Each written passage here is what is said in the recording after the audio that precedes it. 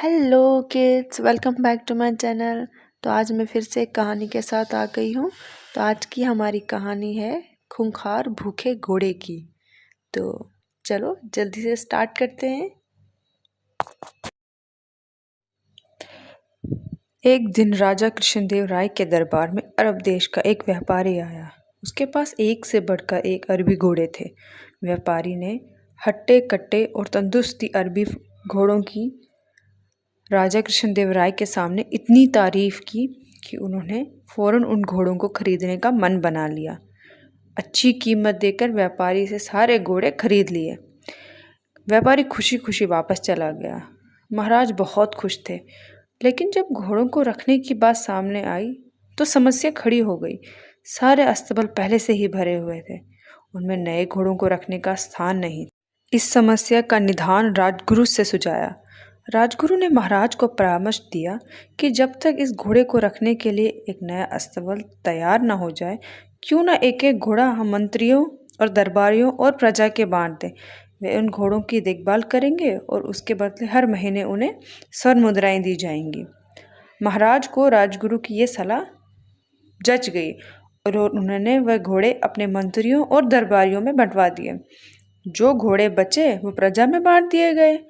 महाराज का आदेश था, इसलिए सब लोग चुपचाप घोड़े लेकर अपने अपने घर चले गए। एक एक स्वर्ण मुद्राओं में उन घोड़ों को चारे का प्रबंध करना और उनकी देखभाल करना बहुत कठिन था, लेकिन वो राजसी घोड़े थे, इसीलिए उनकी देखभाल में कोई कोताही नहीं बरती जा सकती थी। सब अपना पेट काटकर घोड़ों की देखभाल करने लग गए। एक घोड़ा तेनालीराम को भी मिला। उसने वह घोड़ा अपने घर ले जाकर एक छोटी सी अंधेरी कुटिया में बांध दिया। उस कुटिया में छोटी सी खिड़की बनी हुई थी।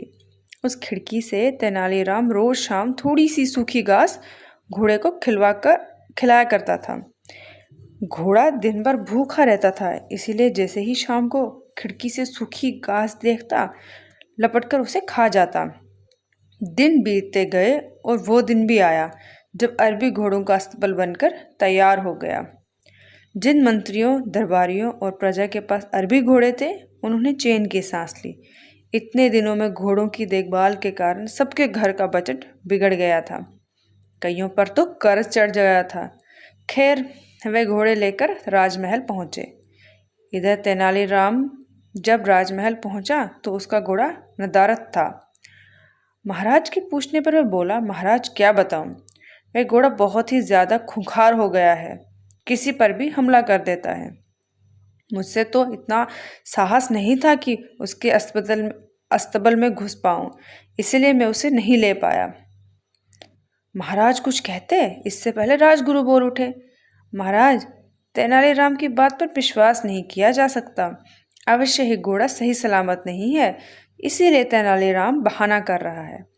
हमें वहां जाकर वास्तविकता का पता लगाना चाहिए। महाराज ने राजगुरु को कुछ सैनिकों के साथ तेनालीराम के घर जाकर घोड़ों को लाने का आदेश दे दिया। राजगुरु सैनिक लेकर तेनालीराम के घर पहुंच गए। साथ में तेनालीराम भी था।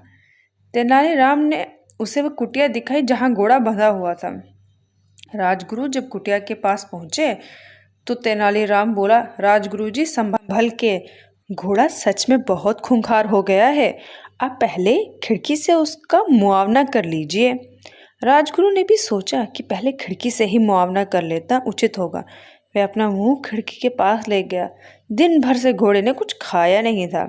तेनालीराम शाम के समय ही उसे सूखी घास कर देता था, इसीलिए जैसे ही राजगुरु खिड़की के पास अपना मुंह लेकर गए, उनकी दाढ़ी को सूखी घास समझकर घोड़े ने मुंह में दबा लिया और खींचने लगा। राजगुरु दर्द से चीख पड़े। ये देख तेनालीराम बोला, मैंने कहा था ना राजगुरु जी कि घोड़ा बहुत खूंखार हो गया है। राजगुरु क्या कहते, बस दर्द से चीखते रहे और अपनी दाढ़ी छुड़ाने का प्रयास करते रहे, किंतु भूखा घोड़ा भी दाढ़ी छोड़ने तैयार नहीं था। आखिरकार सैनिकों द्वारा तलवार से धाड़ी काटकर अलग कर दी गई। तब राजगुरु की जान छूटी। उसके बाद राजगुरु ने सैनिकों को आदेश दिया कि वे घोड़े को पकड़कर राजमहल ले चलें। घोड़े को राजमहल में महाराज के सामने ले जाया गया। राजा ने जब घोड़े को देखा तो आश्चर्यचकित रह गए।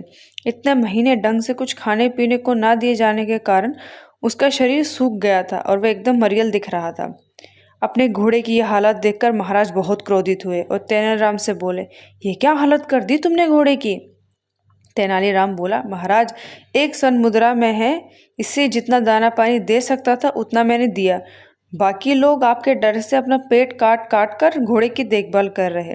वे आगे कहता गया, महाराज, राज्य के राजा का धर्म प्रजा की देखभाल करना है, ना कि उसे अतिरिक्त बोझ डालना। इन घोड़ों की देखभाल करते करते और इनके बलवान व तंदुरुस्त बनाए रखने में आपकी प्रजा दुर्बल हो गई है। आप ही बताइए महाराज, क्या ये उचित है? महाराज को तेनालीराम की बात समझ आ गई और उन्हें अपनी भूल का एहसास हो गया। अपनी इस भूल के लिए उन्होंने सबसे क्षमा मांगी और इन महीनों में हुए खर्चों की भरपाई भी कर दी। तो इस कहानी से हमें क्या सीख मिली? इस कहानी से हमें यह सीख मिलती है कि अच्छी तरह सोच विचार कर ही किसी निर्णय पर पहुंचना चाहिए। Thank you for watching my video. Please subscribe my channel for coming video.